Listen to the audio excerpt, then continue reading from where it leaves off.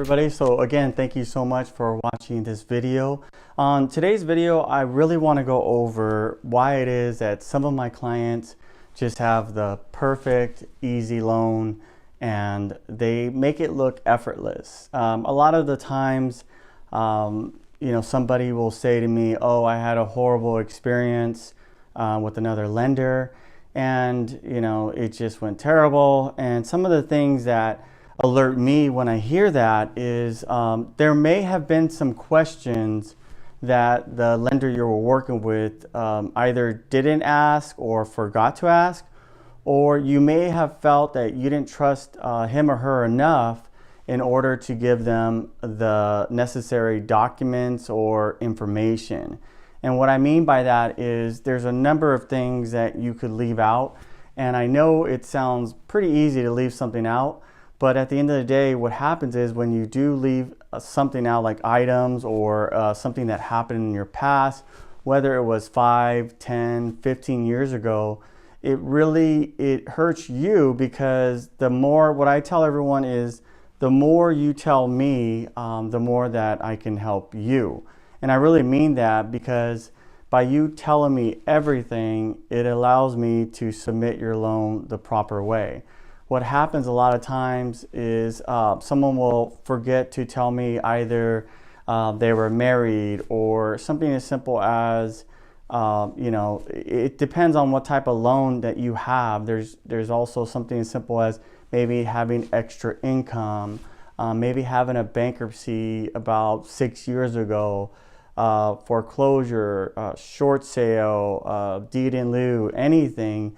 These are all little things that it may seem little to you at the time, or maybe you feel, well, it was so long ago, it really doesn't matter. That's actually not the case. And the reason being is, if during the loan process, some of those items come out, it really makes it harder for you, because at that point, the underwriter is going to take a closer look at your loan to make sure they're not missing anything. Because key items like like let's say divorce 10 years ago, bankruptcy, foreclosure, deed in lieu, anything that has to do, like let's say a tax lien, you want to let the loan officer, the loan advisor know that, because again, prepare them for how to set up your loan and not surprise the underwriter to where they're just putting a microscope to your loan. And a lot of the times, it also is not just your fault. It's also, or I wouldn't say fault, it's not also something that you forgot to tell the loan officer, but it's really the job of the professional really to ask you everything. Now, no one's perfect. I'm not perfect. And there's times where I forget to ask a simple question. But I'm going to go over some of the key things that you're going to need to make sure really to tell the loan officer, and some of the key things really quick on what you can gather before you start the loan process, or something that you should already have and saved into either your inbox in a folder. That's what I do, and it's going to make your life a lot easier when you're either buying a home, refinancing, just with anything that you're trying to get a loan on. Okay, so the first thing is, I'm going to go over really quick some of the things that I just touched on right now, which is if you were ever divorced. That's really important. The first thing I would say, divorce. If you were ever divorced, no matter what, definitely tell the lender that. If you ever had a bankruptcy, whether it was 5 years ago, 15 years ago, Chapter 7 or Chapter 13.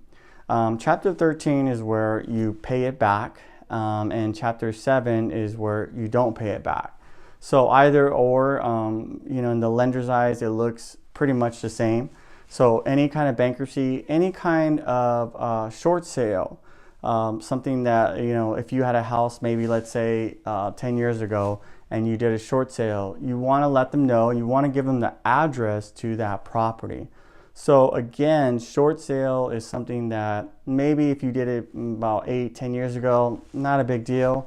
And sometimes it isn't a big deal, but again, it could be a big deal, because what if throughout that loan process at the last minute that comes up, and the underwriter is going to want to know a lot more about that property, and you're going to have to gather information, and you're going to feel like, oh, this loan is driving me nuts.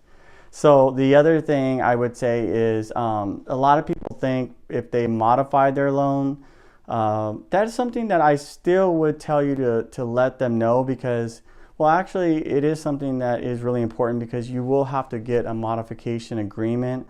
What the underwriter is looking for is from the time you got the modification agreement to present, if you did get it, was there any lates during that process? And really what they're looking for is the last 12 months. So if you had one even a while back, I still would recommend to get a copy of the modification agreement. So those are some of the things that I definitely would recommend. Anything that you feel, if you start to think, well, maybe I should tell that lender this, then I would highly recommend to tell the lender that.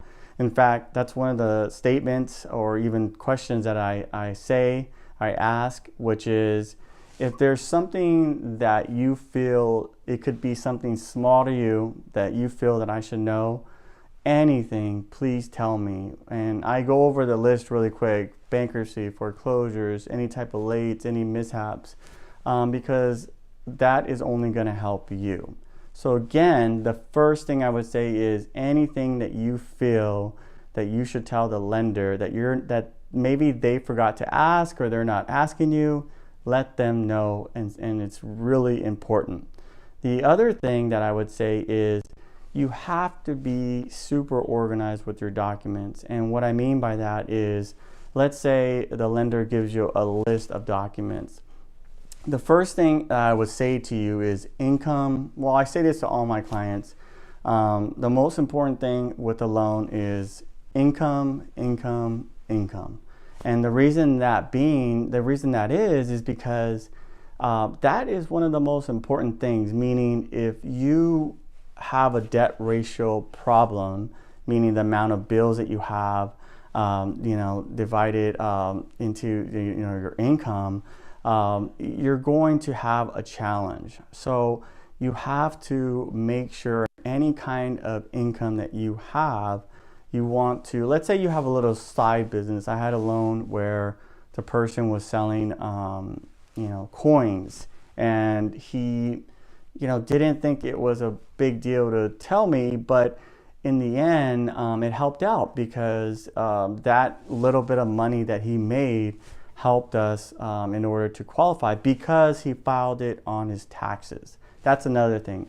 If you make some money and you're not filing it on your taxes, we cannot use it.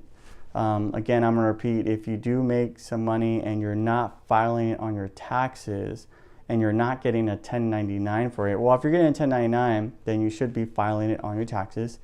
But again, if it's not documented, no lender out there will use it on a regular Fannie Mae, Freddie Mac loan, on regular loans. I don't know about any other type of loans. Everyone's different. Those loans, you tend to have a higher interest rate, and the guidelines are a lot different. So again, I would recommend that if you are gathering your documents, to make sure that any income that you have that is documented, you're letting the lender know. The other thing I would say is tax returns. If you're self-employed, this is really important. Make sure, I even say sometimes to get 3 years tax returns. If you have business tax returns as well, you are going to need the personal tax returns for the last 2 years or 3 years, all pages, and the federal, not the state. Even if you get federal and state, that's still okay. The first, I would say, business tax returns and personal tax returns if you're self-employed. And also, if you are self-employed, they're going to need a copy of the K-12, because that's going to tell them how much that percentage that you own on the company. The reason that's important is because if you own more than 25%, then they're going to more than likely need additional information. They're going to want to know also who is the owner, and they're going to want to make sure you know exactly how much you get from the company. So even again, if you're part owner or you're not sure, if you have the K-12s, you definitely need the K-12s you're going to have when you're self-employed. It's going to tell the whole story that the lender will need to know. So that's for both years. So you need to have it for both years, tax returns, the personal and the business tax returns if you're self-employed, and a copy if you're self-employed, the K-12s for the last 2 years as well. A lot of times people say, well, I don't have a copy of the K-12s. More than likely your CPA has it. If you don't have it and they haven't given you a copy, then regardless of the loan, you should call them up and get a copy of that.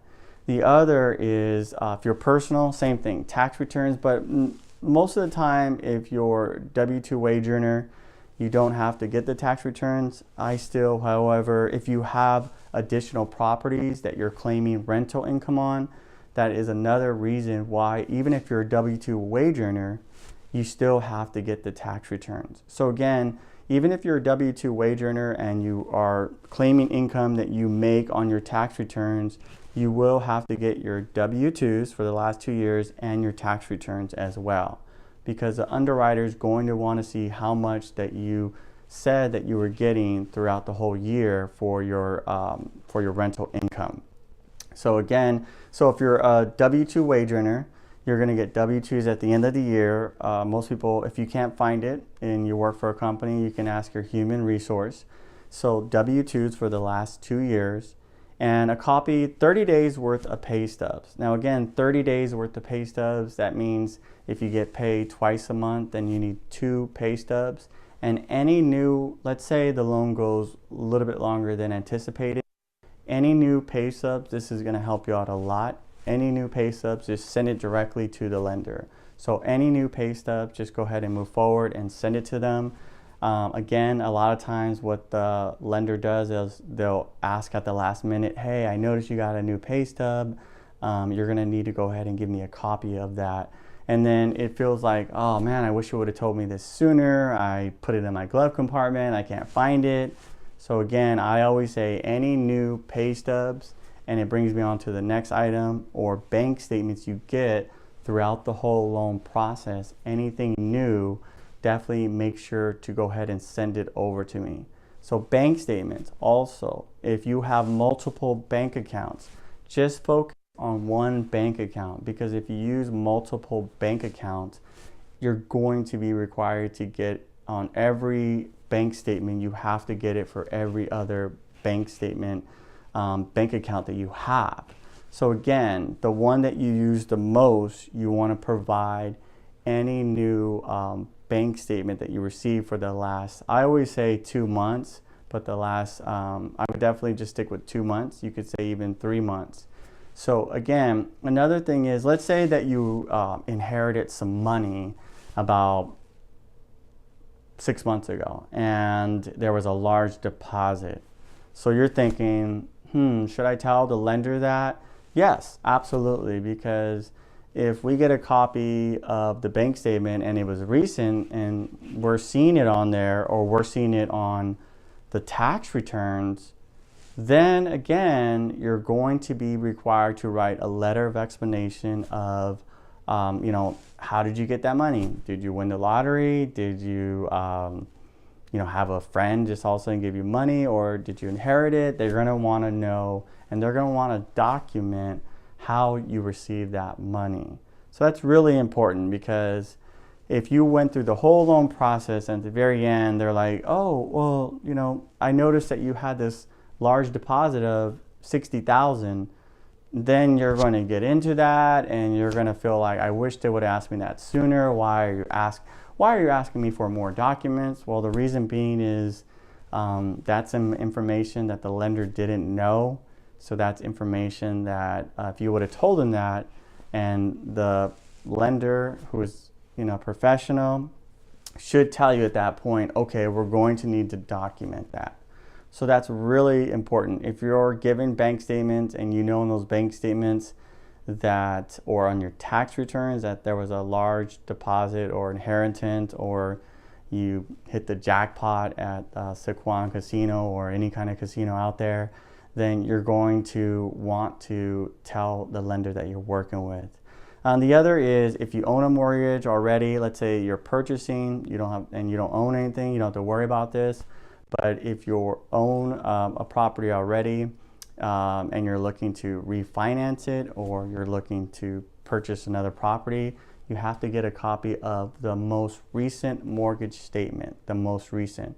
It's very important. The reason being is they need to look at how they're charging you as far as title, as far as taxes actually, and insurance, homeowners insurance. So you may think it's minute. Oh, I threw away my mortgage statement. I'll wait till. They're gonna need the most recent mortgage statement and homeowners insurance declaration page. The reason they need that, they need to see how much you're covered for, when your start date was, and when your end date was, because they need to account to when, do you have this homeowners insurance for the next year, and when does it end? So if you are doing a loan and you're setting up an escrow account, they need to calculate all those numbers. So again, mortgage statement and homeowners insurance declaration page. And also to verify your identity, copy of your driver's license and social security card or passport. So if you have those, social security card, driver's license, and you don't have to have a passport, but if you don't have, let's say that you don't have your driver's license, you can get a copy of your passport.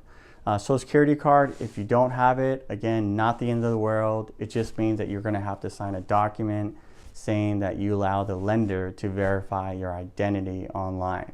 So that's really important. A lot of people, they get freaked out, like, I can't find my social security card.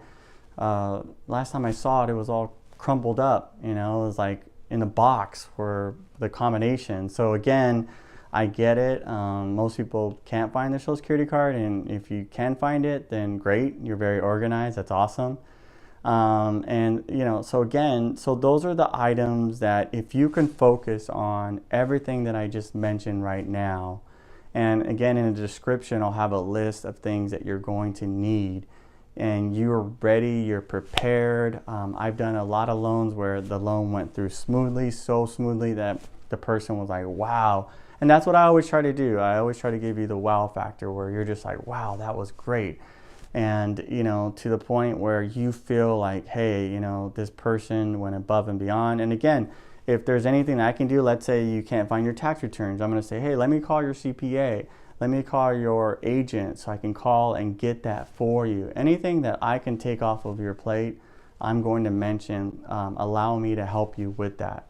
Because again, the goal is that you go through this process and you're given first-class service, white glove service. You definitely are a high priority.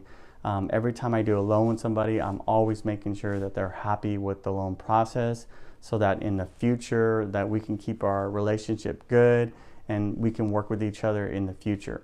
Another thing is, even when you do gather these documents, anything comes up, you want to make sure definitely throughout the whole loan process, don't pull your credit, even if it's something as small as a Macy's account. If you're married, tell your spouse, hey, any little thing that some guy comes, knocks on your door and says, he wants to give you cable and you just have to pull your credit, or want to get a new solar system, don't do it. Just say no, okay? So you don't want to pull your credit. So that is a lot to take in as far as the perfect loan process. Again, if I were going to tell you the best way to get the perfect loan is to divulge as much information, open up to the lender, you're opening up to Barbara Walters, open up to the lender as much as possible, and also be very organized. Like if you were to say, hey, I need to get this list of documents, and I was really eager to get it, I know that I can get it within, let's say, a couple hours. But I would take the time, especially if you're refinancing, to make sure that everything is there. Even if you get a bank statement and one of the pages are blank, you do want, I know it sounds tedious, but it is required. What I always say is, you know, I definitely don't make the rules. I just make sure and follow the rules, so that way we're better safe than sorry. So I hope that helped anyone watching this who is in the loan process, or, you know, thinking about doing a loan. And if you have any questions, you know, my information is on there. You can follow me on any, you know, Facebook, Pinterest, LinkedIn, any of those social media sites. You can follow me. If you haven't subscribed already, I would ask you to please consider subscribing to my channel. It helps me to continue to make more videos like this and help other people, good people like yourself. And if you notice, right next to the subscribe button, there's that little bell. Again, thank you so much. And also, if you liked the video, go ahead and hit the like button, the thumbs up. Also, thank you so much for watching my video. Angel Medina, your lifelong mortgage advisor. Thank you.